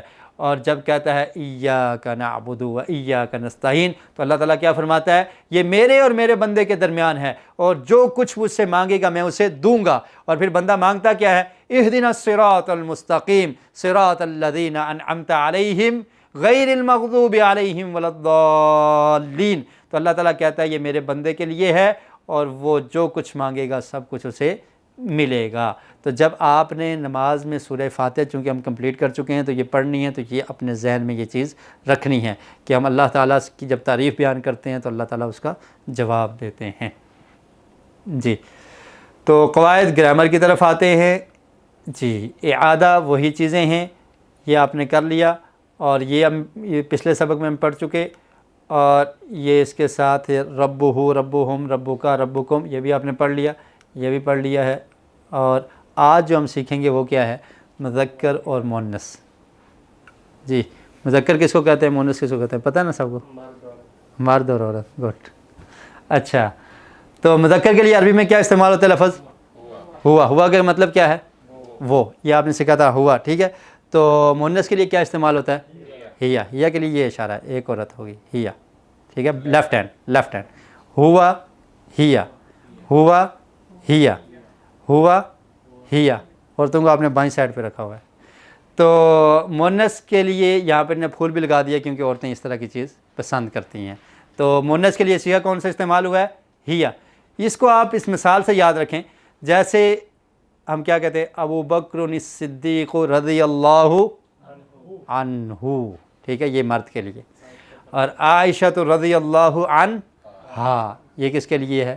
عورت کے لیے۔ تو مرد کے لیے ہو ہوگا اور عورت کے لیے کیا ہوگا؟ ہا ہوگا۔ اور اگر علیحدہ علیحدہ کرنا ہے اس کو کہتے ہیں ضمیر منفصلہ، تو ہوا اور ہیا، یہ مذکر اور مؤنث میں فرق ہے۔ ہیا کا مطلب ہے وہ عورت، جیسے ہم نے پڑھا تھا نا ربو ہو، مطلب کیا تھا؟ اس کا رب۔ اگر اس عورت ہے تو پھر کیا کہیں گے؟ ربوہا، اس کا رب۔ دینہا، اس عورت کا دین۔ کتابہا، اس عورت کی کتاب۔ جی، مذکر سے مؤنث کیسے بنتا ہے؟ ٹھیک ہے، مذکر کے آخر میں جو مذکر کا صیغہ ہے اس کے آخر میں آپ نے کیا کرنا ہے؟ گول تا لگا دینی ہے۔ جیسے مسلمون سے مسلمہ، مسلمات جمع ہو جائے گا، اس کی طرف بھی آ رہے ہیں، آج وہ سبق میں ہے۔ تو مسلم کی جمع کیا ہے؟ مسلمہ۔ اصل میں یہ کیا ہے؟ مسلمون، اور عورت کے لیے کیا؟ مسلماتن۔ لیکن جب وقف کرتے ہیں تو یہ گول تا ہا میں بدل جاتی ہے، اس کو وقف ابدال کہتے ہیں تجوید کی زبان میں۔ تو یہاں پر وقف ابدال ہوگا، تا کو ہا سے بدل دیں گے تو کیا ہوگا؟ مسلمہ. تو مؤمنون سے مؤمنہ. تو جمع بنانے کا مؤنث بنانے کا طریقہ کیا ہوا؟ مذکر کے سیغے کے آخر میں گول تا کا اضافہ کرنے سے مؤنث بن جاتا ہے. جیسے مسلمون سے مسلمہ اور مؤمنون سے مؤمنہ. جی پڑھیے یہ.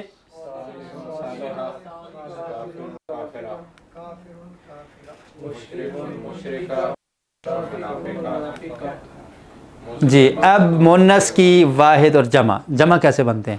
آپ نے مذکر سے مؤنث تو سیکھ لیا، اب جمع کیسے آئے گی؟ مسلمتن ایک عورت کو کہیں گے، اور مسلماتن زیادہ، ٹھیک ہے، جمع کے لیے مسلماتن. مؤمنتن ایک عورت مومنہ، اور مؤمنات جمع. تو جمع کیسے بنے گی؟ اس کے آخر میں اس تا کو ہٹا کر الف اور تا کا اضافہ کر دیں، بلکہ اگر آپ اس کو تا کو نہ بھی ہٹائیں تو کیا ہوگا؟ الف کا اضافہ کر دیں تو مسلمات بن جائے گا. لیکن چونکہ یہ گول تا ہے تو اس آسانی کے لیے یہ ہے کہ اس کے آخر میں گول تا کو ہٹا کر الف اور تا لگانے سے جمع بن جاتی ہے. جیسے مسلماتن سے مسلماتن، مؤمناتن سے مؤمناتن. جی پڑھیے یہ.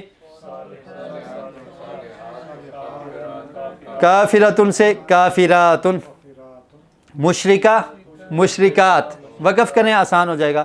مشرکہ مشرکات، منافقہ منافقات. نقطہ تعلیم.